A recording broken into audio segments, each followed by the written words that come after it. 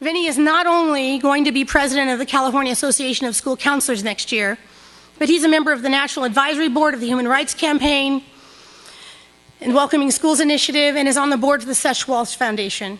I couldn't do this without my amazing volunteers who, as Trish just mentioned, are graduate students at San Diego State University who are going to be future counselors. And I just can imagine the cultural competency that they're going to take into the school system when they get hired. But what if all educators, teachers, school counselors, principals graduated with their credentials already with this cultural competency? I just think it would be amazing. I enjoyed my career as a speech therapist, but I think I would have loved being a school counselor.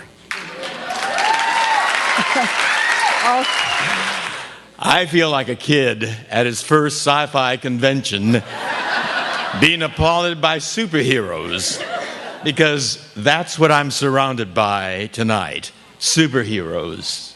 And so we have these policy fights that are existing right now, which trickle down to our youth. So all the adults are going back and forth over what's fair, what's right, what should be, considered equal, what shouldn't be. And so our kids pick all of this up, and it's confusing, especially, no matter where you're falling in terms of your sexuality.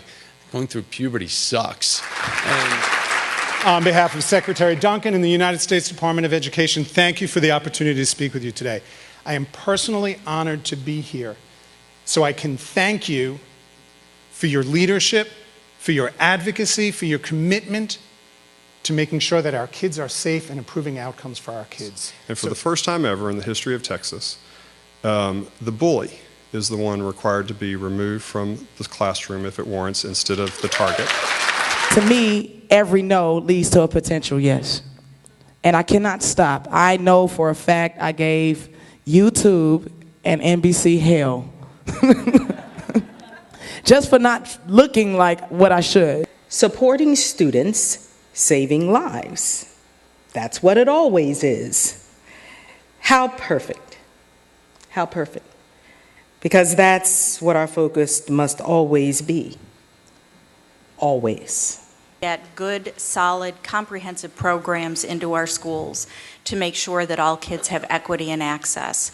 And I think quite simply it boils down to this is no time for silence. We just have to amplify advocacy, and that is our role as school counselors.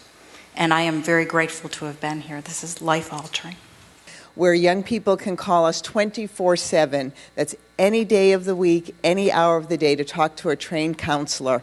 And we've had last year over 35,000 calls, people reaching out to us, and we were there to help them to understand why people are just perfect, just the way they are, and why there's a reason for tomorrow. So I hope, if nothing else, you walk out of here as an educator not feeling alone, but knowing that there is a broader family.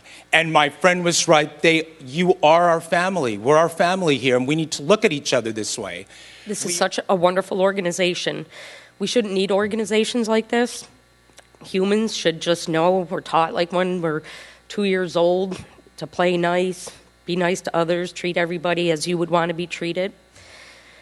And honestly, I don't think we'll ever have like world peace or a perfect world. If we did, we wouldn't need medicine, policemen, and courts, and psychologists, and all that stuff. But what it comes down to is everyone has the right to believe in whatever they want. And that's what makes the United States so wonderful, with all the freedoms that we can enjoy. But just because we have that kind of freedom, like freedom of speech, it doesn't mean that we can use that freedom to be harmful or hurtful to others. People grow up in total different settings, different values, different circumstances.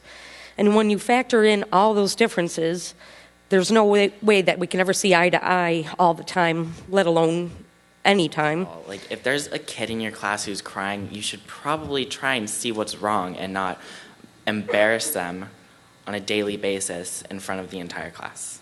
And if a teacher had actually seemed to care, that probably would have made my life a lot different than it is right now.